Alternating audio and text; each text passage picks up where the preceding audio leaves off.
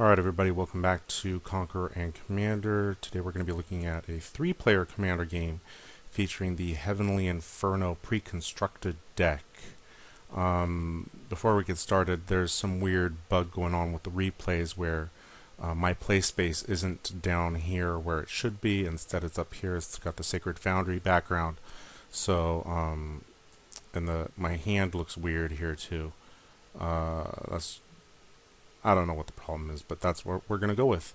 So, I don't usually play 3-player games, but for some reason I ran into a bunch of them recently, and you know what? Fine, we'll just show what it does. My two opponents are Vish, Blood Arbiter, who's typically Orzhov Control, and Iname, Death Aspect. Iname usually has a bunch of spirit. Well, depending on the deck, some of them are like really controlling and only play like 10 spirits.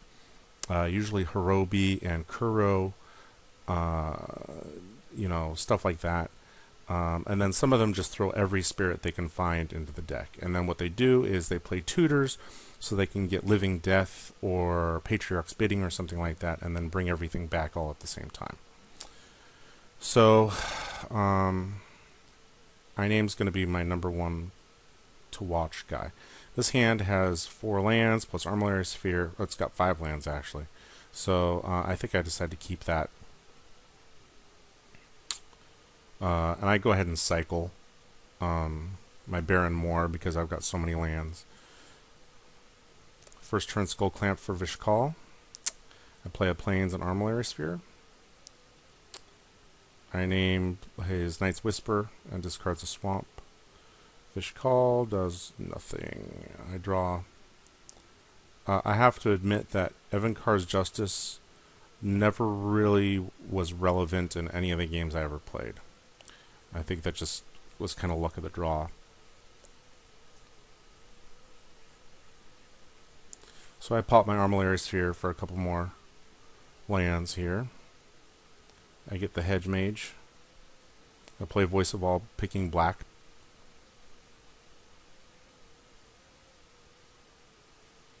I don't know what... Oh, Lingering Tormentor. I was like, what happened there? So it seems like the Iname player is going to do the every spirit he's got kind of deck.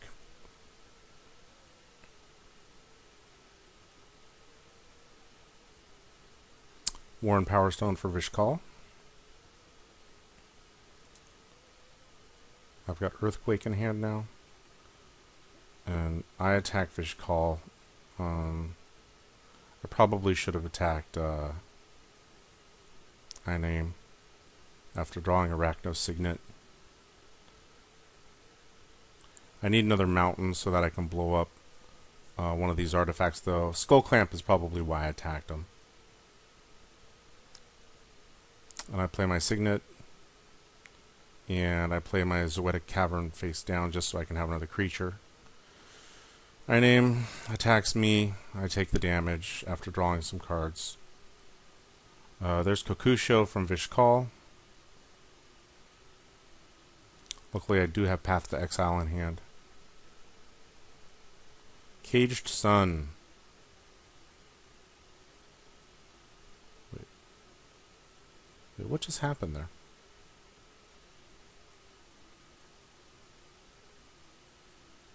There's the Caged Sun.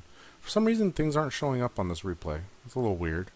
Anyways, I Path to Exile Kokusho because I just don't want any shenanigans with Kokusho being done.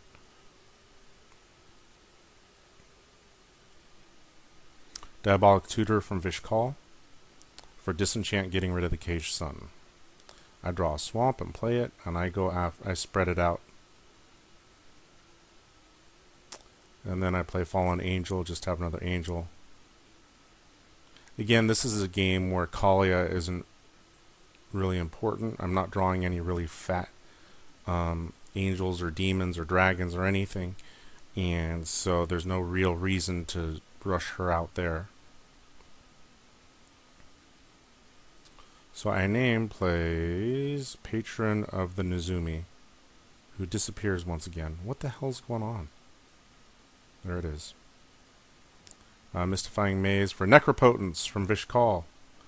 That's scary, but luckily I do have 2 planes, so I'm just going to play the Hedge Mage and get rid of Necropotence. I send everything after the Vish Call player first, though. There's the Hedge Mage getting rid of Necropotence.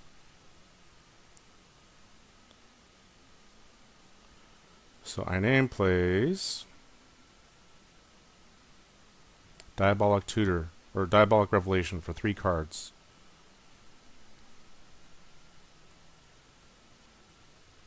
And then attacks Vish Call, who uses Mystifying Maze to avoid the damage from Patron of the Nezumi.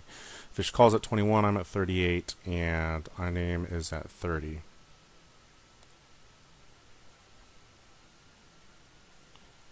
There's Vish Call. I figure that at least one of the cards that I was tutored for is some sort of graveyard recursion card for Iname. But Vish Call's out there to hopefully beat down a little bit. I send a bunch of dudes after Iname. Cabal Coffers for Gilded Lotus, and Iname comes out to play. Okay, wait. I need my stuff to show up on the battlefield. There we are. So I'm not going to show you everything that he puts in his graveyard because he immediately plays Patriarch's Bidding. But he basically has a whole mess of different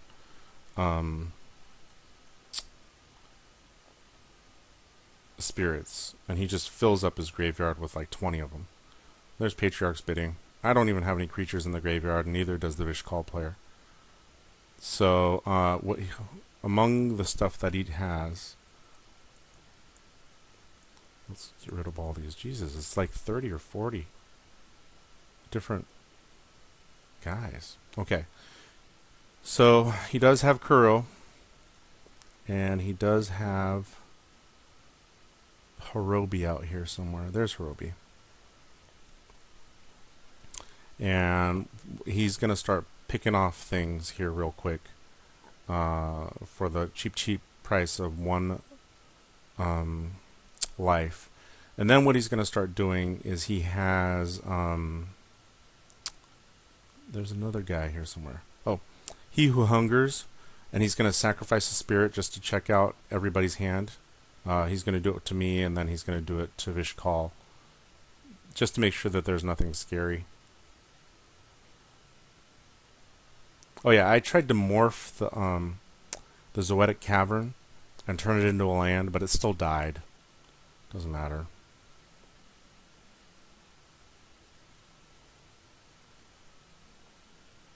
I targeted Hirobi with my Bathen Light just to kill it. Vish Call dies. And then, yeah. So first he looks at Obzedat's hand, or I'm sorry, Vish Call's hand.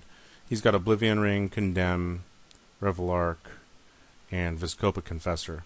That's not a very scary hand for this current board state. He probably could have waited until the draw after Vish Call drew a card just to check. But he makes him discard like the Oblivion Ring or something, I think. Yeah, there's the Oblivion Ring. And then he does it to me, and he makes me discard my Earthquake. And he sends 2 guys after Vish Call, but Vish Call condemns the bigger one. We get to draw 2 cards, but the Vish Call player concedes. Luckily, most of these spirits are small, so I can Evankar's Justice. Unfortunately, not enough of them are small. So it kills a bunch of his dudes, but he still has enough to kill me out here. All these triggers are from Nether Shadow or whatever it is triggering. Yeah, so he still has Kagamaru, Infernal Corinne, Howling Banshee, Kokusho. They're all going to shrink a little bit because of Harbinger of Night. He's got Kuro and Saizen and Kyoki and Iname. But it's not, I mean, even with my pro-black voice of all,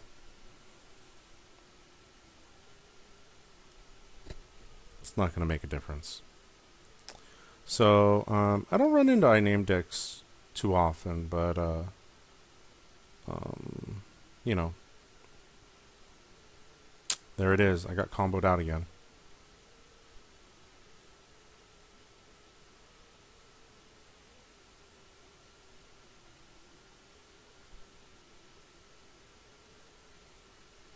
Let's see what he does. Oh yeah, I mean, he just brings all his dudes back, and he casts a spirit, and he makes me discard my hand, and Plague wins me. I mean, so it doesn't, I mean, I was at 28. He puts me down to minus 16. Turn 10 win for the Iname player.